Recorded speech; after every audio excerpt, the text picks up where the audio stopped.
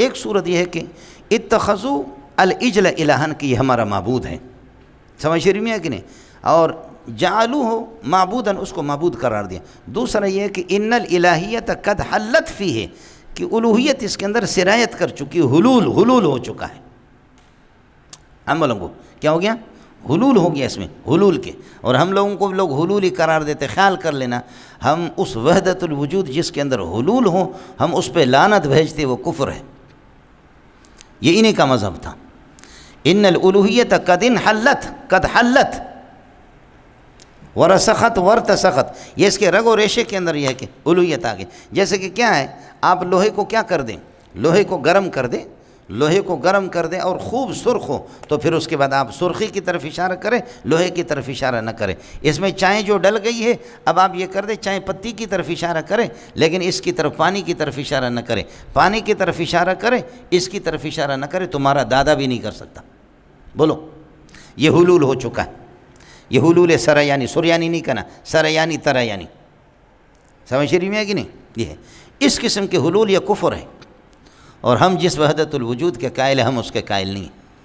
ہم اس وحدت الوجود کے قائل ہیں کہ وجودنا مرتبط باللہ سبحانہ وتعالی، اما وجود اللہ، اما اللہ سبحانہ وتعالی قد نزل فینا اور قد حل فینا، اللہ ہمارے اندر آ کر کے حلول کر چکا ہے، یہ لعنت ہے، اس کے ہم قائل نہیں ہیں۔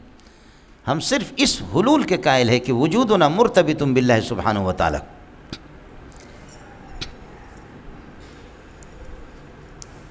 یہ گھڑی بن گئی، یہ گھڑی بن گئی۔ اب بننے کے بعد اب اس کا تعلق مصنع سے، کارخانے سے کٹ گیا۔ اب کارخانہ والا چاہے نہ چاہے یہ گھڑی چلے گی، تو مان نہ مان میں تیرا مہمان۔ اب کارخانہ والے اس کو وہ نہیں کر سکتا، برخلاف اس پنکھے کے کہ اس کی جو حرکت ہے، تحرک ہے، یہ بجلی کے ساتھ وابستہ ہے، سمجھیں؟ تو حرکتہ، اس کا حرکت یہ ہے کہ منوطۃ متعلقۃ بالقمقمہ، بجلی کے ساتھ ہے۔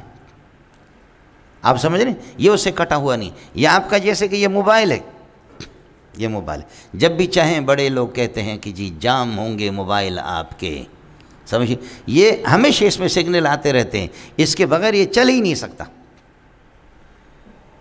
ہمارا اس قسم کا ہے۔ لیکن آپ مجھے یہ بتاؤ کہ یہ موبائل عین فیکٹری ہے یا فیکٹری عین موبائل ہے؟